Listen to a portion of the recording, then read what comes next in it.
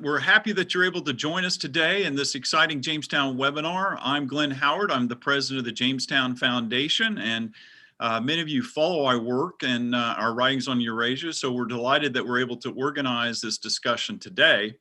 As many of you know, Ukraine is very near and dear to our hearts at Jamestown, but what is not near and dear to our hearts is the Soviet legacy on the armed forces of Ukraine. So that's not really cool. So we wanted to bring this together today, a group of military experts, to talk about Ukrainian military reform. Can the armed forces of Ukraine escape their Soviet past? And we're just really excited to be able to have this discussion today. We have some great people that are speaking. Our first speaker will be Mykola Vorobiov, who's an investigative and military correspondent.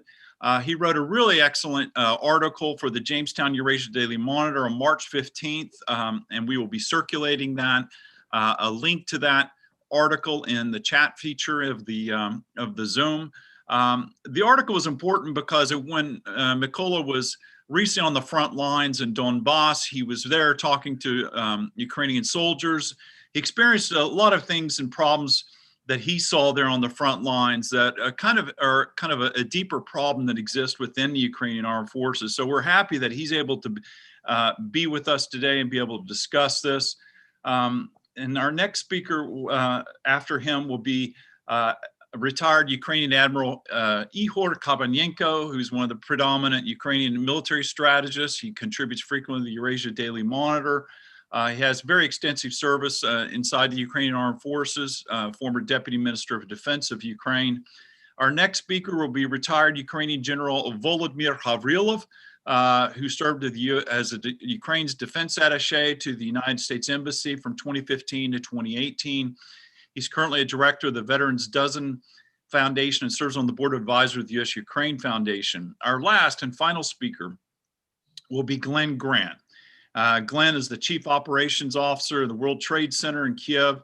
He's had an extensive background in service in the Baltic states and also military experience. He served as British Defense Attaché to Estonia, Finland, and Latvia. He's a frequent traveler to Ukraine. He was also a branch chief in NATO, but during his time recently in his experience in Ukraine dates back to his early tenure as a former advisor to the Deputy Minister of Defense of Ukraine. So that gives him a lot of on-the-ground experience inside of Ukraine. One of the reasons we wanted to bring this together today to have this great group of experts is that there's a tremendous problem within the Ukrainian Armed Forces, and it's basically boils down to the problem of a country that aspires to be a member of NATO, but it still has a hangover from the Soviet past of a Soviet-dominated military with mindsets that also very much kind of dominate the thinking. And so dominate the thinking of the officer corps, where the traditional view now is basically they put a premise on Soviet thinking where the idea of loyalty is above skill. And this is something that's very, very kind of central to the problem of the Ukrainian Armed Forces, because Ukraine is a very important country. Its population, 45 million, certainly gives it a population base that doesn't make it a Georgia or a Moldova, but it's basically has the size of a European-sized army with a population, a defense industrial base that makes it certainly a country that's worthy of aspiration to becoming a member of NATO. So today we're going to begin with our first speaker, Mykola, to talk about his experience inside on the front lines. He'll be speaking for about 10 minutes. He'll be followed by retired Admiral Kabanenko, who will talk about the legacy of Sovietism in the Ukrainian Armed Forces and the impact of Soviet military culture and issues of education and why that's important. Retired General Havrylov will be speaking about the lessons learned system in Ukraine that was approved by the General Staff and talk about why it's very important for that, and talk about also the Soviet legacy. And our last speaker will be Glen Grant, who will talk about the lack of political direction by the civilian leadership inside of Ukraine and where it wants the Ukrainian military to go. And I think Glen is a very articulate speaker about this, and the lack of civilian oversight of the military in a society that is supposedly at war and where the NGOs appear to be at war inside Ukraine, but the military isn't. So it's not trained to think. And he's certainly someone that can talk about that in his vast military experience. So Mykola, you're at the front lines. Tell us about the problems you saw on the front lines in Donbass with Ukraine. Hi, Glenn. First of all, thanks very much for inviting me for such a important and timely conversation. Hi, everyone. Hope everybody are doing well and healthy. So basically, I traveled to the front lines since 2014. And just to begin, now army is in much better shape than it was before the beginning of the Russian invasion. And now it's capable to fight any external, of course, aggression from Russia and from its proxy republics of DNR and LNR. But coming back to my recent trip, there are a lot of still challenges to the army. And I mentioned actually in my article the reporting of my colleagues of Ukrainian service of BBC, which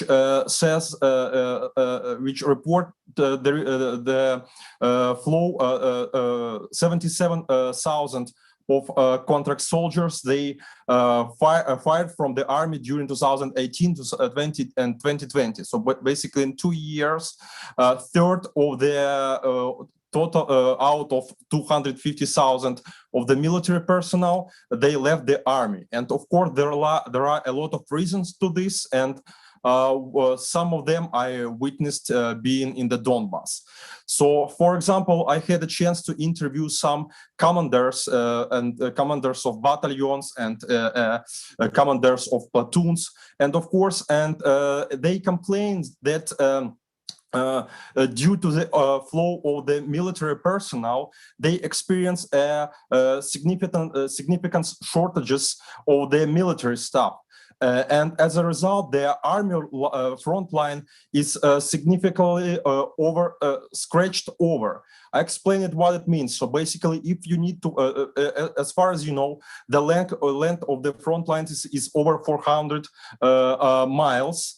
But basically, if by the military protocols, you need 2 or 3 regiments to hold some particular part of the front, the commanders, they have only 2 or 3 platoons, which of course is not enough to hold the position. So basically, they spread their militaries, and sometimes even the experienced commander, they say that basically they lose their troops literally because the front lines is so.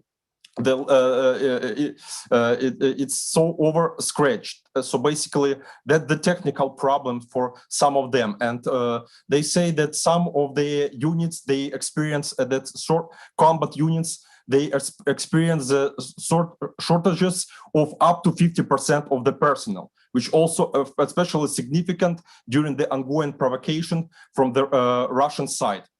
So another challenge, I would say that there is some that's very complicated for them to respond. For example, so now we have officially the ceasefire, but despite this, we lost 14 servicemen since the start of this year. But basically, the Russian side, they use not only firearms and snipers, but they also use on the regular basis heavy mortars, including those are forbidden by the Minsk agreement. And for example, to respond on the shellings, our commanders have to get the permission from the higher command. And for example, if on the ground, the people, the soldiers in trenches, they can immediately respond with their firearms, but just to use a mortar or to use some heavy weapon to respond on their shellings, our commanders have to wait for hours and sometimes even for days to get the permission to fire back. And of course, by that time, the enemies, they change their location, they change their position, and of course, it ends up with the casualties, significant casualties from the Ukrainian side. And some commanders, they are more independently, and they launch their respond on their own. But it might end up with rebukes, for example, with some warrants, and in the end of the day, with the resignation of these independent commanders who actually just make who implement their duties, and they just fire back, taking the responsibility on them own. Another challenge which I mentioned. And of course, coming back to Glenn remarks, it's about the Sovietization, which means, for example, so one of the officer, and actually it's also in my article, he shared that he got so it's a common challenge because soldiers, especially in the combat units, they got this high volume of the paperwork. For example, an officer shared multiples of letters which on his Facebook page, and he says that he got over 3,500 incoming telegrams in 2020, and if we count it, it will be around 10 telegrams per day. And of course, all of them are important. All of them need to be responded. So instead of doing their direct duties just to hold the line, lots of military personnel have to deal with this high volume of the paperwork. And sometimes it's very inconvenient. Sometimes there is no computer, or sometimes, and usually they have to do a handwriting with all these requests. And the officer, he predicted that this year in 2021, the number of the numbers are even growing right now. So the paperwork and such kind of bureaucracy, this leads to the flow of the military personnel, and of course some of the professionals who actually come to the army, who has a military experience and who witness all this some sort of the Soviet bureaucracy. They don't want to deal with all these challenges, with all this, take all this responsibility, and they prefer to leave the army and to find something in the civilian life with less headache and the less responsibility, of course. So basically, I also would like to mention this important, I would say, interview of Colonel Sergei Sapko. I also mentioned him in the article, and he is on his active duty, and he shared the same thoughts. He is a hero of Ukraine. He is a former commander of 128 Assault Mountain Brigade. He participated in the heaviest battles in the Donbass in 2014-2016, and he is a very young Western educated colonel. He's just 36 years old, and he says the same, that in his view, those officers who dodged the war, the Soviet educated officers who dodged the active war in 2014-2015, now they are coming back to the army. They want to replace all these young and independent commanders who have their own view. And even Sapko was a victim of such of a kind of such pressure, because he was denied of the education in the United States by his own command. And instead of being offered another promotion, he is still waiting for a new position. Basically, all this challenge has to be delivered as soon as possible, because on that side they never calm down. So on the so-called LNR and DNR republics, they always hold the military exercises. They keep the Ukrainians in a good shape.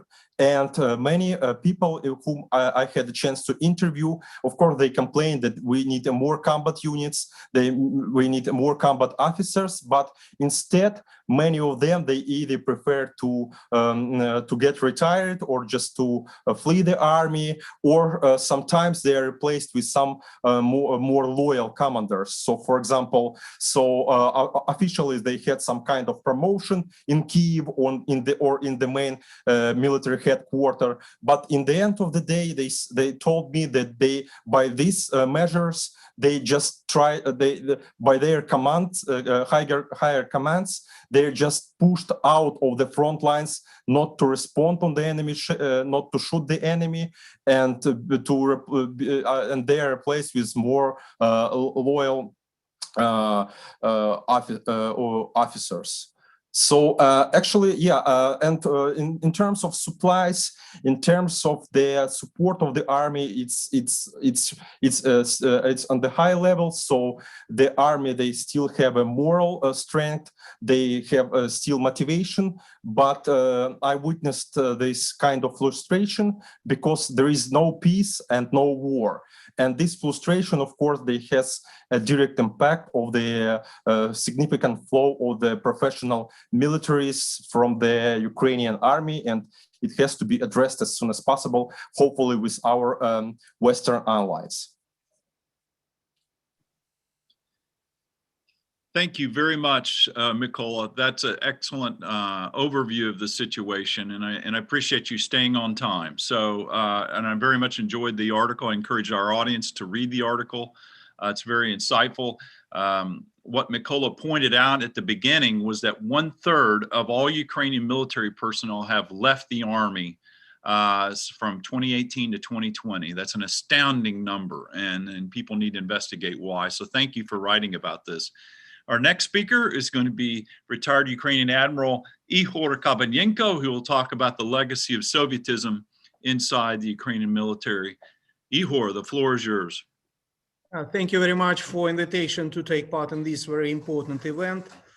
Yes, Mykola highlighted about, very important from my perspective aspects of which means what a transformation of our armed forces still, this process still continue to be under influence of Soviet past. I think what Sovietism, so-called Sovietism in Ukraine's defense system is one reason why this problem, this number of problems exist. This Sovietism, from my perspective, it's the body of Ukraine's defense sector, breeds a normal bureaucracy which doesn't see boots on the ground. Mykola mentioned that and is the life-giving soil of corruption, from my perspective. Absolutely agree. Very, very a good interview. I recommend to see watch this interview of hero of Ukraine, Lieutenant Colonel Sergei Sobko, and I agree with him. What now the Ukrainian Armed Forces is mentally and physically in the past era. He also says what officers who hid from the war in 2014 are now returning to the armed forces of Ukraine.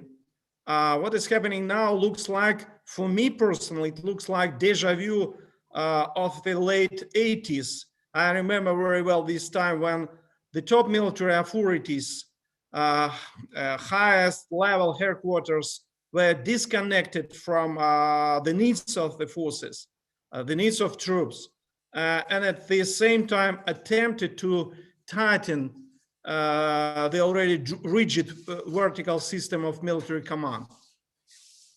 The next important aspect what we should clarify is that what top military leaders in our country just educated based on former Soviet system standards. Unfortunately, officers who have Western education do not have the opportunity to integrate their knowledge into the military system of Ukraine. A number of Ukrainian officers with excellent Western, #1 Western military education and serious, of course, service experience were ousted from military service. At the same time, personalities who demonstrate loyalty to leaders are in demand.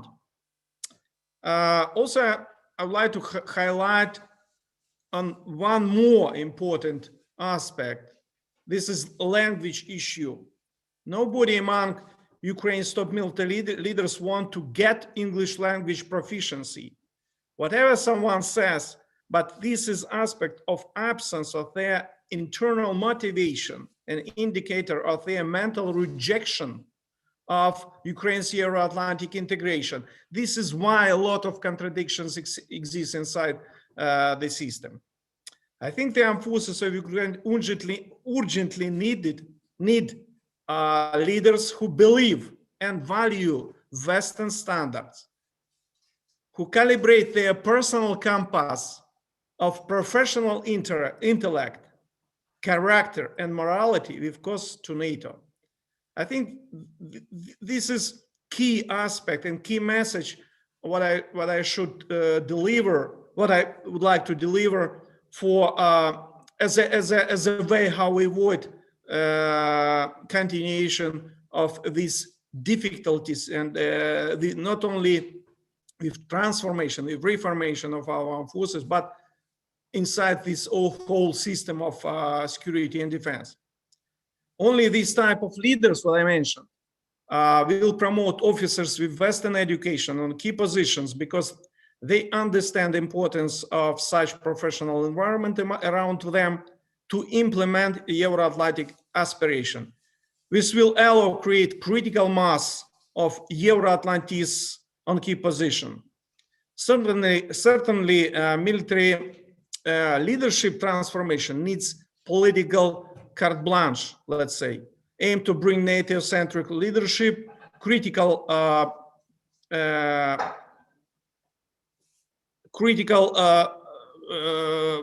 mass of experienced officers with Western military education in key position, as well as clear demand of robust English communication skills getting. Ukraine should implement the experience of Eastern European states, not only because Ukraine declared a way to NATO, to be a member of NATO, but mostly because this is a way to build robust, capable armed forces, not just to continue to be a small Soviet army against the big Soviet army. This is quality approach, this is asymmetric approach, but I think this is only way to win. So I'm absolutely convinced what without mental, cultural, Euro-Atlantic integration of our political military leaders, the real reforms, the really needed reforms, as well as integration to NATO will left only dream or just imitation. Thank you very much.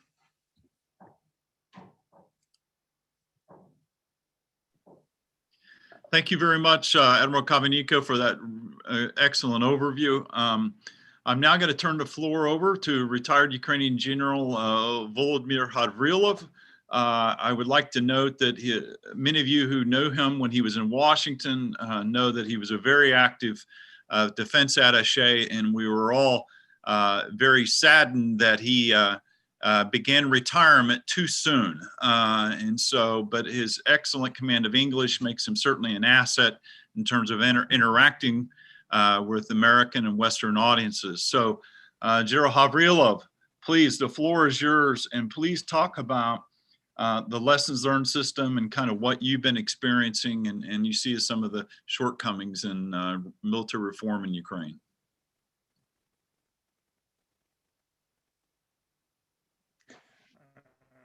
Hi, everybody, and thank you for that opportunity to present some views on this excellent event chaired by a very talented person, you know.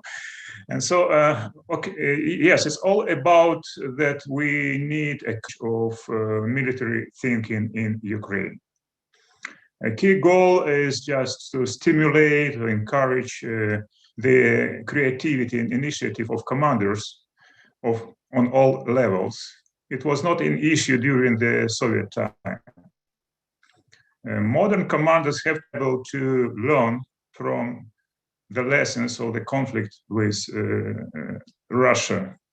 They have to generate ideas to how counter challenges created by the aggression's ongoing innovation and formulate realistic requirements. When you have limited resources and you're by the enemy, you have to be smart and flexible be asymmetric and hybrid. Learn your lessons, especially failures, and quickly adjust your tactics, command and control, and armament. You have to start with at least building up a lessons learned system based on the best practice NATO countries. Is the current Ukrainian military leadership is ready for that? I would like to present as an example the situation with the so-called lessons learned doctrine in Ukraine. It was approved by the Chief of General Staff in July 2020, and it was developed with outside expert support and, in fact, under the pressure of NATO partners. The goal was very clear: to give the Ukrainian military an instrument of realistic assessment of its weaknesses and stimulate institutional changes. The implementation of the doctrine should start in January 21, but it was not even mentioned in the list of MOD priorities for this year, 2020. So we have a classic situation when there is a need for change on the ground, and there is a limited desire and motivation on the top. It's historically the only way out of this situation is a replacement of the leaders, and for people, for officers who understand how to do the changes, who have correct and right education, preferably in NATO institutions, who can speak language, and who have experience of the last war. How it could be put is in fact a political question, which should be addressed to the top political leadership in Ukraine and our strategic partners. Of course, we just on the eve of the first communication between the President of the United States and our President. Both sides are looking for the best ways how to have relationship effective and important for two countries. And I think it would be right to put on agenda of these conversations the situation with the leadership in the armed forces of Ukraine, and to put it as a precondition of the military and defense support of Ukraine, which we have a great support from our partners, including the United States. And we also have conditionality in that. Every time when there is a discussion in Congress or somewhere in Europe about how much resources to give to Ukraine on the defense and security issue, there is always a discussion how effective the previous package of assistance was used. What are the real changes in the defense and security sector? And so this issue still is on agenda. And because we have an internal decision making, we have to also ask our partners to be more insistent to be so in those conversations, be honest and transparent that they're interested in strong Ukraine, they're interested in dynamically very developed country with a great partner in the region to face the aggression all we have from Russia's side. So conditionality is one of the issues. And also I hope for understanding on our political, high political level leadership that there is a strong mood in veterans community. I'm working with veterans every day. That we are not dynamic inside the military. And we have to do more. And we have to do more starting with the leaders of changes. Because the bottom, the ground is ready. They want changes. They have a lot of ideas, but they are limited with delivering these ideas and executing them. So unfortunately, we are in a situation then the changes in military sphere are related and connected to the political decisions, political vision. And both sides, Ukraine and United States, have to understand it and properly. Thank you. Thank you very much, General Havrylov. I very much appreciate your comments, and I'm going to come back and circle back to you on some of the things that you highlighted in there after our next presenter, Glen Grant, gives his very sobering view and assessment of the Ukrainian Armed Forces. So Glen, I'm going to turn the floor over to you.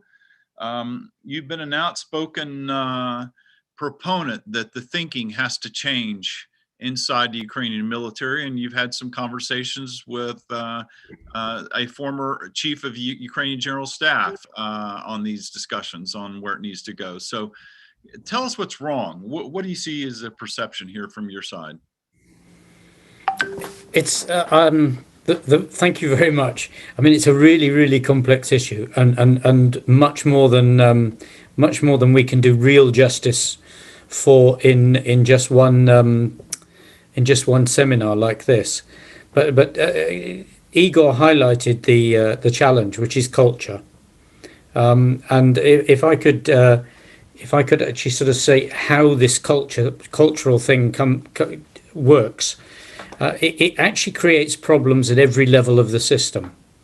There is a serious problem, you could say, at the political level, because there's a lack of understanding of what defense is about at the political level. There's a lack of drive towards a national security policy that has any substance to it.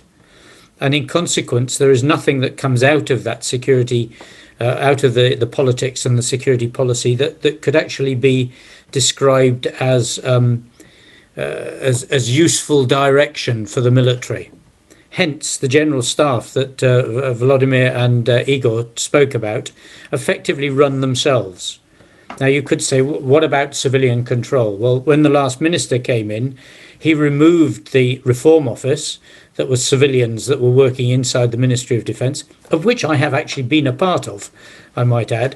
He removed that immediately out of the Ministry of Defence. So the active civilians there were removed. He removed the civilian committee that was there designed to actually to oversee or to provide governance for the Ministry of Defence, and he just cut that, and he took away the leading advisor, who we all know well, who's quite positive. He just cut him in the first week, just got rid of him. So all the people who could help the Ministry of Defence understand what it is to do and how to move towards the West were in the space of 1 week removed. And that meant that, of course, there was nothing to guide the minister towards helping the general staff. And the general staff were getting no direction. So they remain as they were before. Now, you could ask yourself, well, why don't they change? And my answer is that they can't. They can't because they were taught, firstly, in another way, in another life. They were taught religion. They were taught Soviet military religion. And when people have got religion, they don't change. They don't change. They don't have a concept that any other way could work. For example, the power vertical that you mentioned, which means that I'm over you, you're over him, he's over him. There is no way with a power vertical that you can have what we in NATO would call mission command, where you actually give someone a vague or a strong direction, whatever is the possibility, and he then gets on with actually doing the work. They're still in the age of telling people what to do. And when you're in that sort of world, if nobody tells you what to do, you do nothing. In fact, you definitely do nothing, because if you do something, you're going to get in trouble. And which is exactly what Mykola was talking about from the front line as well. You're stuck there. You don't do anything until you get your orders. And if they take 2 days or 2 weeks, then you sit there and wait. And here comes the problem that the activity of change across the defence forces is so large that there is no chance that that any organised group at the top could actually manage that change. You have to delegate. But delegation is culturally impossible in this climate. You just don't do that. So people like Sergei Sobko, who was mentioned, who wants to be delegated to and wants to get on with running his own brigade and wants to change things and add new exercises, is simply squashed. And he's was not allowed to do what he wants to do. And so you have I'm going to say ridiculousness of it, that you have the reality on the ground and the guys on the ground and what's going on the ground. And then you have what people believe is going on and what people want to go on, and the two things don't meet. So the masses of paper, 21 a day or 30 a day in some places, some of those are just straightforward lies, because you can't actually tell the truth. Because if you tell the truth, you get in trouble. And so you have this circle of culture, this dynamic circle that just reinforces upon itself. And it will only be broken by a political direction to break it. And in the absence of that political direction, it will continue to spin, as it does at the moment, round and round and round, creating ever worse conditions for the soldiers. And I think that something that Mykola said, which is worth highlighting, is that, of course, the soldiers are better. Of course they're better. They've been fighting for 7 years. The trouble is that lots of them are leaving. And it's worse than it sounds when Mykola said 77 out of 250,000. But there aren't 250,000 soldiers, because the majority of those people in uniform are not soldiers. They are just people in uniform. And putting a uniform on does not make you a soldier in any way, shape or form. So the 77,000 are leaving from the combat soldiers, which are already, as we know, down at 50% strength. So it's actually 77,000 leaving from about 120 or 130,000 and not being replaced fully. So the numbers are creeping down all the time because of this. So and that's cultural. There is no respect for soldiers because the Soviet method of working of senior officers is very much that most of them don't respect soldiers, and those that do still don't actually have the capacity or the strength of authority to be able to do anything positive about it, because there's no power from above. Now, that will do for a start, I think. Okay, well, thank you. That's I think that's there's a lot here to tackle and to bite off. And let me go back to General Havrylov and Kabanenko, talk about lustration. Why is it that many of these Soviet officers are being brought back? I mean, what is and why is it? What's the compounding problem, and why officers that are educated, like say Colonel Sobko, who Mykola referred to at the beginning, why is it these officers are not being promoted? And I mean, it seems to be that you would want to promote your Western trained officers. And is this idea of conditionality, the idea that U.S. military assistance, which we just gave Ukraine another $125 million in U.S. assistance, why is it the United States isn't mandating or dictating conditionality in terms of its assistance, that Ukraine do X, Y, and Z, rather than we just give them more weapons, more toys, and say, go to it, boys, instead of just trying to condition our aid and get them to do certain things with that aid that make them really truly into a Western fighting force. I mean, a military that's up to NATO and Western standards. So, General Havrylov, you want to tackle that and then let Ihor weigh in? Yeah, I'm ready to answer that question, because I was involved in implementation of the IMET program, International Military Education Training Program for Ukraine, starting from 2015. Every year we got a number of places in different institutions, military institutions in the United States for our military. And there was a kind of selection process back in Kyiv to select officers for that courses. The key problems were commanders, they didn't want to send them, especially for training, to other countries. That was number one. The second,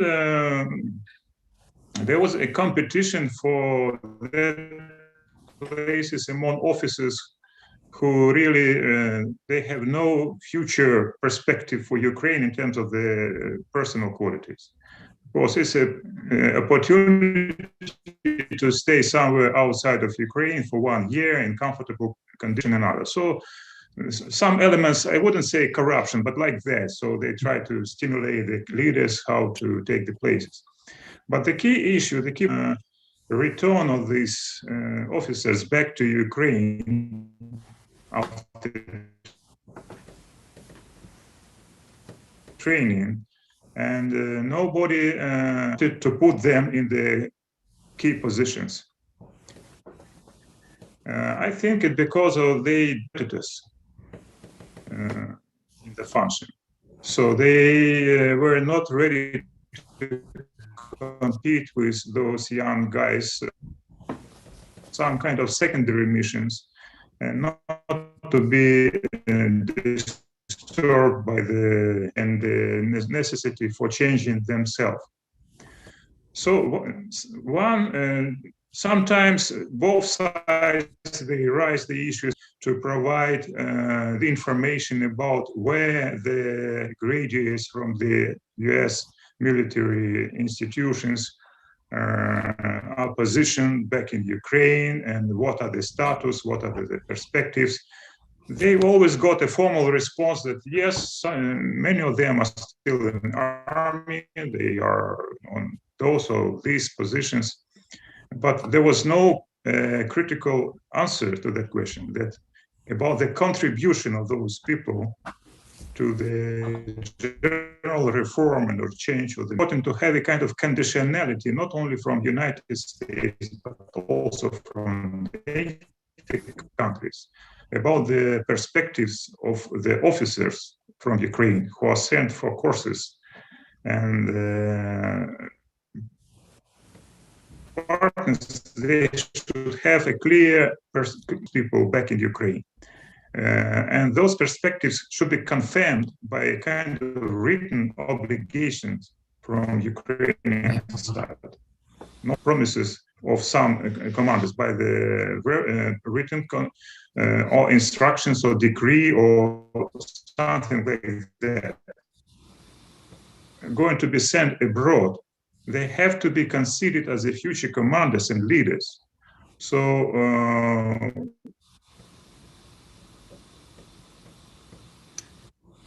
back to Ukraine. So they will concentrate themselves more learning the information in the country, in other country. And so that is important. I was very just impressed with one episode where I was on the graduation ceremony in Army War College, where our student, and also there was an officer from Georgia, and the Minister of Defense of Georgia in person, lady, she attended the ceremony. She announced during the ceremony that this colonel is appointed, starting this day, as the Chief of Military Intelligence of Georgia. That's it. So we have to be very serious in Ukraine about using the human potential, the officers who are sent for training abroad, how to use them in right way back in country. And we have to put it in written, in kind of order or decree, that because it's a very valuable resource, and we have to do it in the right way. And of course, our partners who spend money for that, they have put it as a conditionality, before taking those guys to the system. It's my just experience. Thank you. Thank you. Go ahead. Let me add a couple words. Yeah, thank you very much. Yeah, I agree with absolutely with Volodymyr Havrylov, General, and also I think that this is cultural. Again, this is cultural issue, as it was mentioned by Glen. Why? Because even after their graduation ceremony, after their education, they don't have opportunity to implement their knowledge, because no soul for that. Because usually their top leaders, military top leaders, they demand absolutely different, approaches, vertical system of orders, close your mouths and follow order, and so on. And it creates internal contradictions inside of brain of such officers who got Western military education. So it's absolutely clear for me what we need to change this cultural environment inside a military system, which will allow to implement, to realize the knowledge, experience which they got from education in Western institutions, and this would be way to create this urgently needed critical mass of such officers who can bring new culture, Western culture, inside of our military system. And I think this is only way, because without that it would be only problems. And at the end of this, they will retire. We have a question from George Topic at NDU, and it kind of goes again. It's the issue keeps coming up: is how can the U.S. and NATO help Ukraine Defense Forces education efforts, in particular at the National Defense University? What type of comments or suggestions about the logistics would you recommend? And he follows up with another question about what can you do exactly to help with education? And I think Ihor and General Havrylov, you both have emphasized repeatedly that you can educate all the Ukrainian officers in the world and send them to the United States with the best education, graduate from West Point and go back to Ukraine. If these guys end up 1 year unemployed, $1 million education is just shot down the drain. So again, what can we do to help in this area? And I think you've already kind of highlighted that, but I want to hear again what you have to say. And then we're going to get to some of the other questions here from some of the other people watching today. So Ray Finch, stay tuned. Oh, Glenn, go ahead. There is and I hope I don't cross-cut the other two, but I mean, there is a real problem with the education that I don't think that NATO's quite grasped at all. And that is that you can't ask the instructors that are there to teach anything conceptual Western, because they can't do it, because they have the same problem as the general staff. They are trained in the old way. Let's just say you want to be an instructor in the university, you have to go away, you have to spend about 5 years studying to get a PhD to then be allowed to be an instructor at the Defence University. Well, the best people don't go and do that. So you've then got 2nd Division, 3rd Division people going away for 5 years because it's nice to get yourself a PhD to go and teach. By the time you come back, you've got a Soviet PhD, because they're not doing it in Western universities. They're not getting their PhD with us. And then they come back and they teach. And what are they teaching? What they knew before.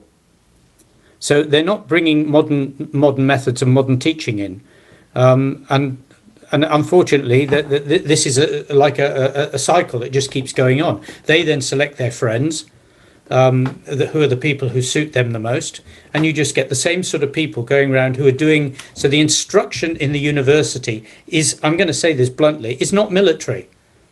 Most of it is of no use whatsoever to an army officer. It's just stuff that comes out And so these people will spend 2 years in the university, which is 2 nice years. And so you ask Sergei Sobko about this, and he will say it's been 2 good years because he's read most of the military books that he'd never read before. I might add Western military books, but the others don't. It's just 2 years holiday. So you get someone going there after brigade command and has 2 years being lectured at, where he is not allowed to actually to have discussion. There is no critical thinking, because what he actually gets from them is fact. No discussion, just fact. And you can check this with people that are on the courses.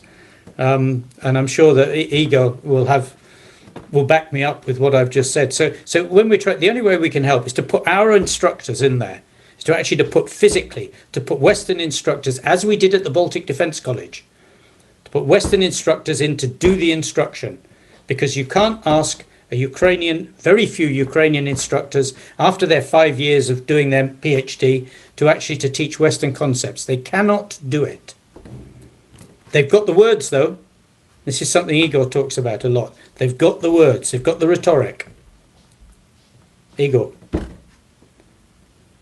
Yes, thank you. I absolutely agree with you. And of course, I mentioned education, and of course, it's from my perspective, a center of gravity should be a training in different areas, not only leadership training, but also combat, operational, in some aspect, technological training for some specific personnel, special operation forces, and so on.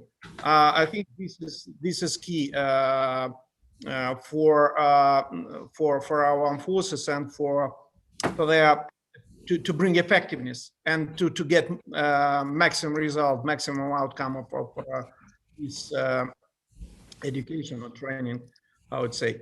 And of course, from my perspective, it's important not only to ask from the US side and other NATO partners, not only to ask, okay, give us, send us some your officers, but also clarify, also identify who of those officers, what they are results of their service, their achievements, and so on. And of course, I agree with General Gavrilov. It is critically important to get obligation from Ukrainian side, what after training, education, and so on, they will get promotion for higher position and will have real opportunity to implement their knowledge, training outcome, and so on. Thank you. We've got a question from Ray Finch, who's asking about what is the current state of the promotion system for Ukrainian officers? Has the system become centralized where all eligible officers compete for positions of higher rank, or is it still managed at the unit district level? Go ahead. Ihor, let me probably begin, and probably colleagues will continue. No, this is not centralized system right now, and a lot of efforts. I know personally about this. A lot of efforts took place from during this decade, 10 years, to build this system, to change existing system, former Soviet system. Then commanders of services, not only them, but other personalities from top leaderships have opportunity to influence on this process and to assign officers in such positions. And this system, from my perspective, built this preference of loyalty, then real skills, real achievements, real experience, combat experience, and so on. I absolutely agree, but this is a time to create this centralized system with rating, of personnel with possibility to move ahead, to move on the higher positions, most skilled, most effective officers. But unfortunately, this system was not implemented. Mykola, did you have a question, or did you want to ask something? Unmute yourself.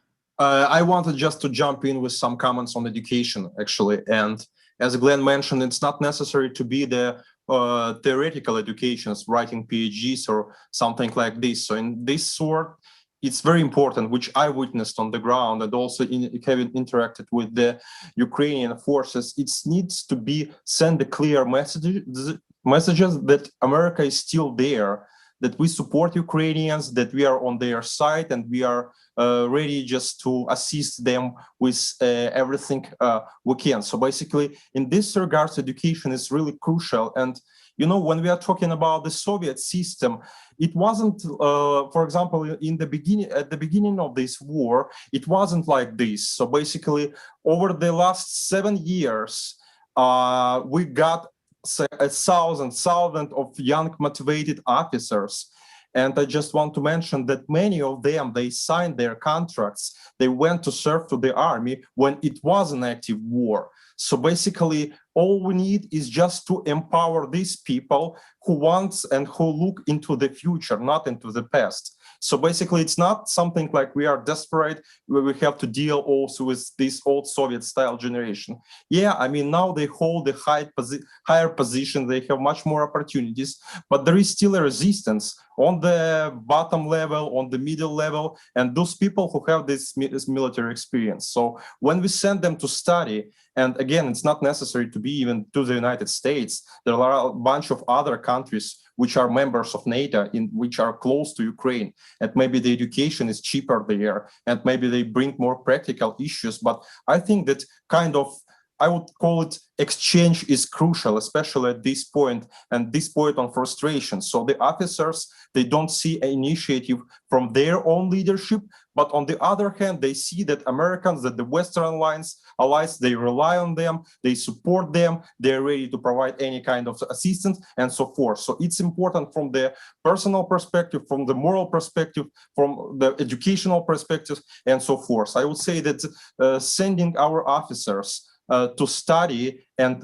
conducting some kind of military exercise, including the Yavoryu, for example, which is in the Western Ukraine, this is as crucial as sending military aid to Ukraine. So it needs to be done.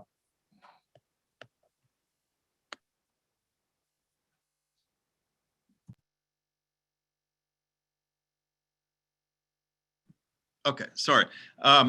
We've got a question here. I want to thank people asking all the questions. I see there's some very high-profile people here who cover Ukraine. But we have a question from Cynthia Matsukevich that is, she's talking about the mismatch in the expectations of the U.S. war colleges, which are designed to develop strategic leaders, not senior leaders with combat skills. So the U.S. officers get those combat skills throughout their education assignment and deployments. And so the question is about how to initiate those types of changes. And another question from Quinn Wolford is exactly on the same question, is about the cultural change that needs to take place in Ukraine must start at the top. We all of us agree with that it has to start at the top. So the question by Quinn Wolford is, what needs to happen to bring about a change at the senior levels to then enable the types of changes being discussed? Anyone want to tackle that? I'm ready just to touch it. First of all, we need a political understanding on the political level of the problem. And second, there must be kind of maybe decree of the president of Ukraine with a very clear description of requirements to the key military positions in the General Staff and the Ministry of Defense of Ukraine. And those requirements should include training, education, language, and maybe some other things. And after that, the system will start to react in some way, because you can't be appointed to the position if you don't you are not related to that requirements. Now we don't have a requirements for position of general staff, chief of general staff, for example, demanding him to learn to speak a language or to have education somewhere outside. There are not so many positions, the key positions in our military, where the training and education, Western training and education, is very important from strategic point of view. Key persons who are influencing other processes in the army or navy or air force, they have to understand what it's all about. They have to have knowledge. They have to be educated outside. And it's possible to do quickly in 1 or 2 years, as Czech Republic did it in 1997 or 1998. They announced for 1 year that all key leaders in armed forces, they have to speak English, and they sent them for 1 year for different courses. They gave them chance to improve themselves. And after 1 year, they tested them, and who was okay, they just reappointed them. But who was not very motivated, they just moved them away. And they, after that, started to reform the military in very quick tempo. In 2 years, they were ready to join NATO, only because of the issue of the right people in the right places. So in Ukraine, first of all, we have to have political will for changes on the military leadership. Second, we have to put in written as a decree the requirements for those guys. And second, and the next step, we have to send candidates who have good motivation for changes, but they lack some knowledge. We have to send them for 1 year for training with a clear confirmation that they will take critical positions in the military. And they have to know in advance what their position is going to be. That is important. And after that, we will see a lot of changes inside the system, because we will see key managers, key rulers, understanding what is all about, how to do it in the right way. And that's it. General Havrylov, what would prevent, say Zelensky does issue a decree, what would prevent the military from just ignoring the decree? Couldn't they just do this? Decrees happen every day, but, is there enough inside Ukraine? I would think that the military might just ignore it. If there is an independent board of considering the candidates for the key positions, including the parliament, the committees, they have to take active part in that, like it is in the United States. Before being appointed to some key positions, you have to talk with the deputies as well, to explain you that you are educated, you have a vision, and you have a right qualities. On the presidential level, if you have people like chief of general staff or commander-in-chief or chief of navy, you have to have a kind of paper where the requirements for the positions are written very clearly. And you have to have a board, a procedure, mechanism, how to confirm, how to do it transparently and very clearly. And that's it. It's not difficult. It's easier. It's only political will, and that's it. Thank you. That's a really good point. I wanted to ask a question. Glen Grant, you know a lot and been to Yavorov. Many of us have been to Yavorov. Could you explain the training program that goes on at Yavorov, what it is exactly, what it's supposed to do on paper in terms of its functions and everything, and then what is its biggest failing that you see in terms of, and explain the fact that there's Western officers that are training Ukrainian military and they're churning out lots of US trained Ukrainian soldiers.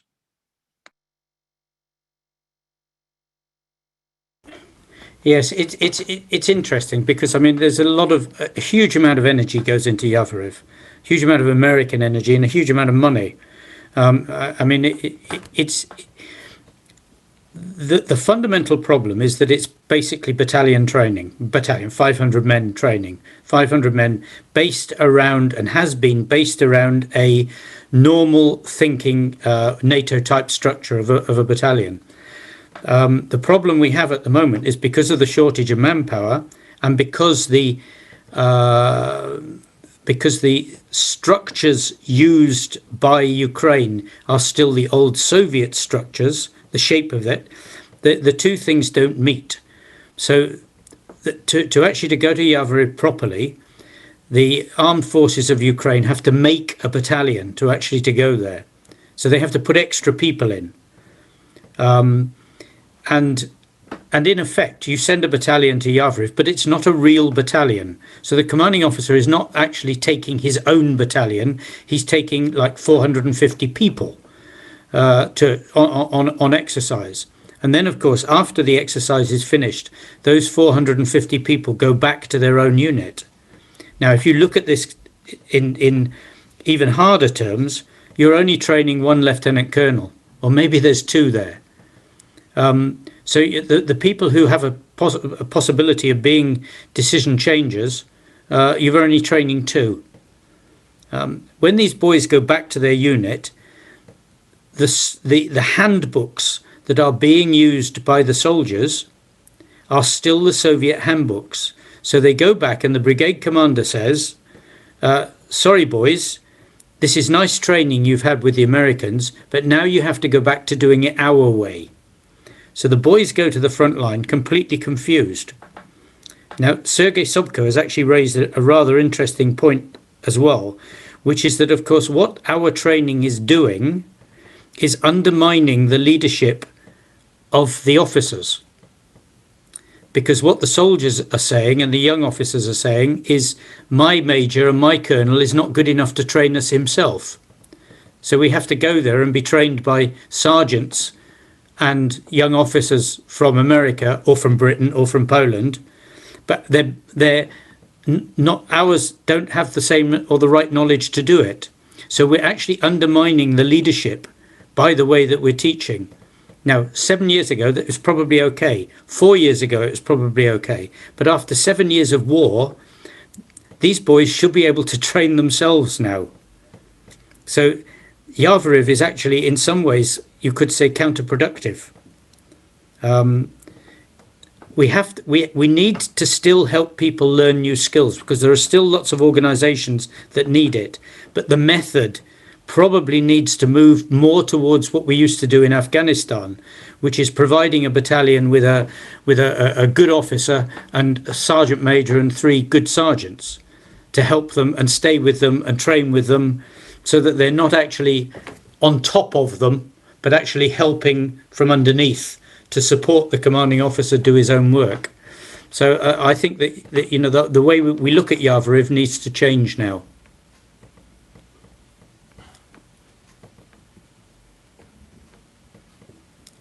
Glenn, you're silent.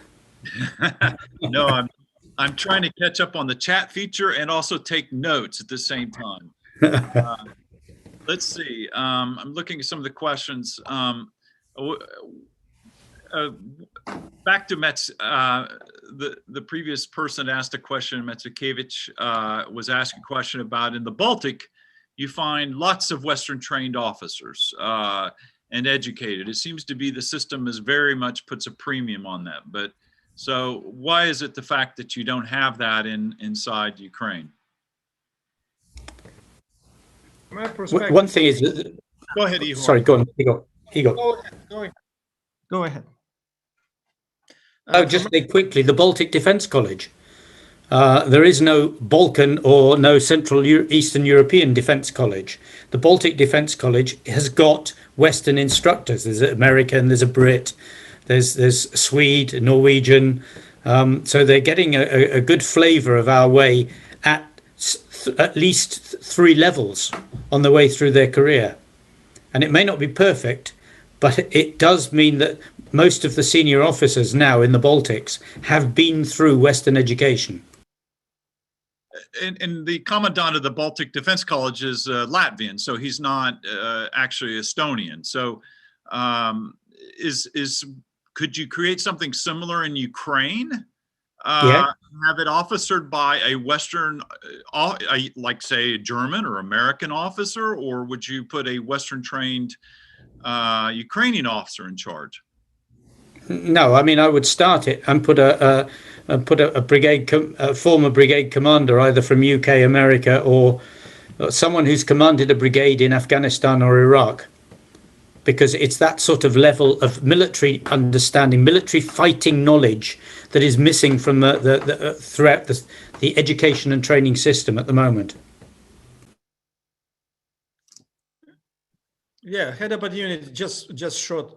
I had opportunity to be a lecturer in Baltic Defense College, and it's clear procedures inside. Absolutely agree with Glenn. Clear procedures inside for not only for lecturers but for students to understand, to have a communication skills in English, because a lot of invited lectures, and this creates atmosphere when it's required to have such skills, communication skills. I think it's a good experience, a good example for our defense university, for in our country, for how this system can bring necessary communication skills for personnel, for students, for cadets, and so on. But also, I think a key aspect should be political will to change this system, to bring needed changes. And without this, I think in Ukraine, it would be very difficult to change that. I agree with General Gavrilo what we need to have a presidential decree with clear tasks, how this system should be changed in terms of career management, in terms of language, in terms of leadership, and so Western type or Euro-Atlantic type of leadership, and so on. Thank you. And just to jump in, Glenn, may I? So I would add something about the academia and those what we see in Baltic states. So, for example, we've got over the past 7 years, we've got thousands of experienced officers who've got their real true combat experience. So basically, many of them, they left to teach at the local universities in Ukraine, and they also have this great experience. So why don't we use also this for our Western partners? So when we are talking about the experience, we should not forget that Ukrainians have this valuable combat experience, which was paid by people's life, by blood, and so forth. So basically, it should be like some kind of exchange. And we don't have to underestimate the Soviet school also. It doesn't mean that we just like have to completely destroy all the Soviet practice, which still exists, including in the education, because we should not forget our enemy, which is Russian. They also use the same techniques. So we have to beat them with their own weapon. So it means we have to use a combination of the best practices, which was gained during the Soviet times, based on the military combat experience, which was gained recently, and added the Western practical and theoretical experience and some sort of assistance. And I think that this would be the perfect formula to beat the aggressor. Thank you. Thank you. Did somebody else have a comment? Okay. Just one comment. I mostly agree with Mykola. What we should also count and use our combat experience of our warriors on the first line. But you know, it's a lot of operational aspects. It's so-called Soviet operational art. you know, it's based again on a vertical system of subordination. And so if we would like to be symmetrical, but symmetrically it would be not easy to win in this war with Russia. So if we would like to be asymmetrical, I think it's the best way to implement practice doctrines, operational doctrines, practice of how deal with this NATO, our Western partners. So I think here this should, of course, some tactical aspects. I think it's very important. They very important, and they should be. They are useful, and experience evidence about that. But again, I think we should not to build some kind of mix, because it would be mixed like it was the Stanak, system, how to maneuver our ships, and the former Soviet Union so-called BES system. And it's usually in brain of our sailors, it's awful nightmare. So I think we should very cautiously use experience of Soviet Union operational mostly experience, because it's an experience of mass army. They don't have any opportunity to build some kind of army, armed forces, and so on. Thank you. Let me, in our pre-event discussion yesterday, there was a very interesting exchange we had about the Azov Battalion. Now, most people in the West have denigrated the Azov Battalion as a bunch of anti-Semitic soldiers, has been criticized. But aside from the fact that, as I think yesterday, Glenn, you said that half the instructors in Azov Battalion actually are from Israel and of Ukrainian origin, Israelis. So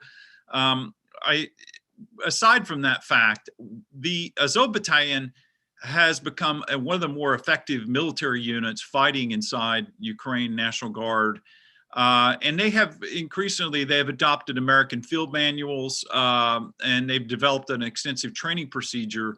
They're highly motivated. What makes Azov Battalion so much feared? And yet, as many of you pointed out, Azov Battalion is frequently targeted by Russian propaganda and demonized in the West, but they really fear the Azov Battalion in many ways. So what makes them unique and a pocket of kind of good fighting skills within the Ukrainian military? Anyone want to take on that question? From my perspective, Azov regiment, now it's a regiment, this regiment doesn't belong to armed forces of Ukraine. This is a National Guard part.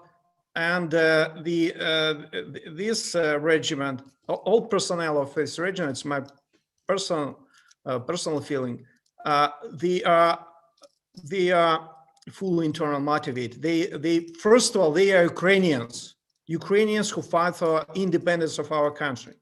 It's not a question of salary first. It's a first. They are Ukrainians, and we would like to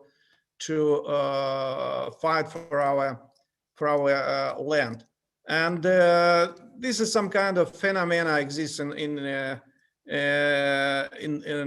our country, and of course they are not separate. They work with our Marines together in the south part of our country. So this is interesting phenomena, but I think the internal motivation of such personnel is a key aspect. And of course, they try to implement Western standards inside the military system, and try to be as more effective as possible. Glenn, I just want to mention about Azov Battalion. So they started as a military, but as a volunteer battalion back in 2014, and they liberated Mariupol, and they were among those first on the front lines in the beginning of war. And now it's a regime, and just want to remind, it's not the part of the army. It's a part of Ministry of Interior Affairs, actually. So they don't have to fight. They don't have necessarily to fight the external, but the internal threats. So they kind some sort of police. I met them many times, and I mean, I would just can only mention that they are highly motivated. They well experienced. They have NATO trainers, and they really fight on their front lines, and they still very well organized, and again they're motivated, and these motivations is necessary for those other people in the military whose troops are lack of this motivation. So they see the people, the boys who are fighting nearby, and they're also inspired by that. And I think this is the reason why Azov has become a subject of the Russian disinformation, of the Russian propaganda, and so forth. And I've heard a lot of this news circulated, or you don't have to need them to provide military assistance to Ukraine because all is controlled by Azov Battalion and so forth. But I mean, of course, that is exaggeration, and it's like, I mean, first of all, the number of these volunteers and the number of, for example, all these small battalions is insignificant. There are like dozens of them, maybe a few hundreds. It's nothing to compare with the whole army. But the Russian disinformation, they put all this, they bring all this small stuff, and they just try just to label all the army. They show these scary pictures and so forth. That I want to admit, I witnessed this on the ground, and has nothing to do with the reality. And I think that, of course, they have also a political branch. They have a national corps as a political army, as a political party, which is led by Beletsky. But it's another story. It's about politics. So basically, we have to check more carefully all these details, and of course, to fight all this disinformation, which is as dangerous as the Russian tanks on the ground.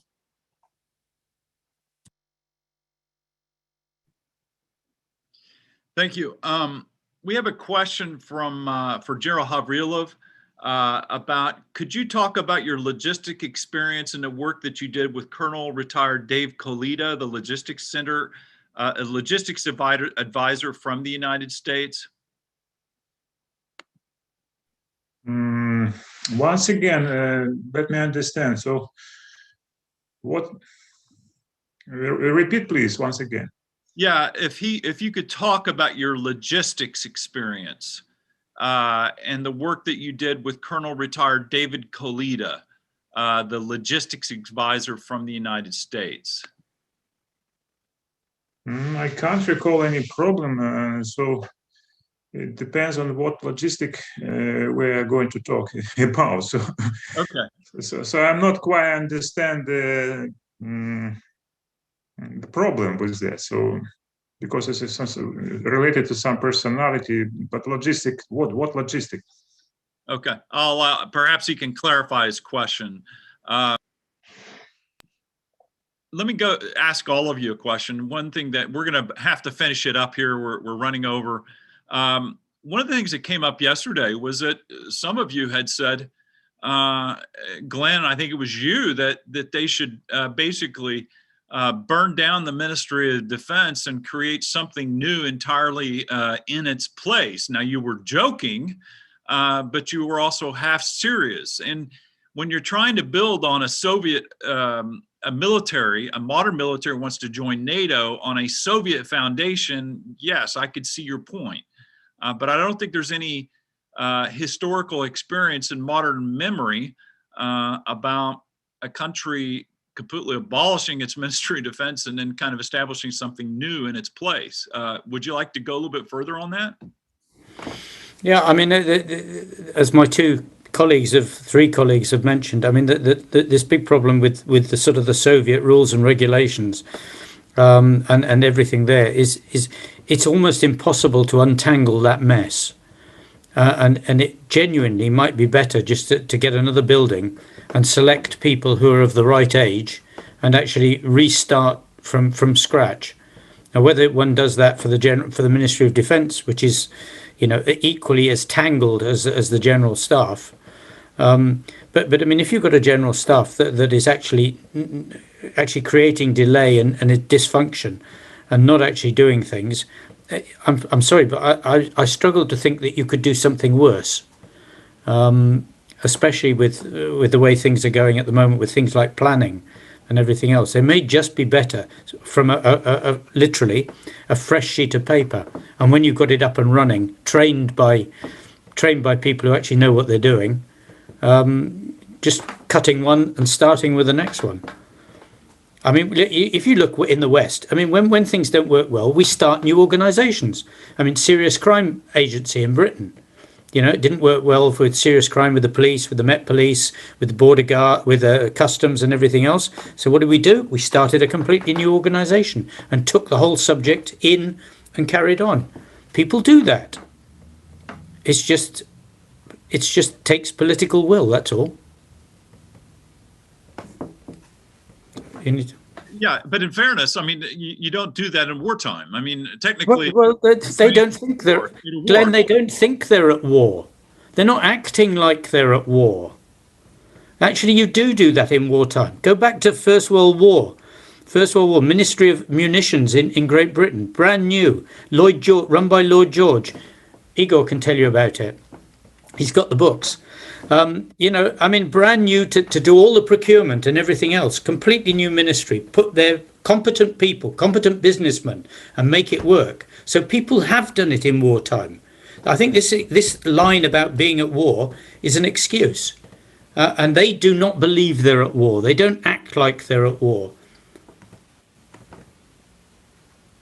So they need to do something. Anyone else? I would like just to add that sometimes, in many cases, war is used just as a justification of passive attitude to any kind of reform. Trying to present it as an objective reason why not to do something is wrong. You can do a lot of changes just because of the war, because it's easier to do during the war. You have no limits, theoretically. So war is not a justification for not doing reform at the same time. Thank you. Well, I think we've, kind of nearing the end of our discussion today. I'm sorry we didn't get to everyone's questions, but I do appreciate the tremendous interest by everyone. And we'll be posting this video will be posted to our YouTube channel. And in Jamestown, we'll be working with these individuals to create a set of recommendations on reforming the Ukraine's Ministry of Defense and what needs to be done going forward. Thank you, everyone, for participating. We look forward to seeing you virtually, at least. Stay safe, and wish everyone the best. Thank you for attending today. Thank you very much. Good day, folks. Thank you. All the best.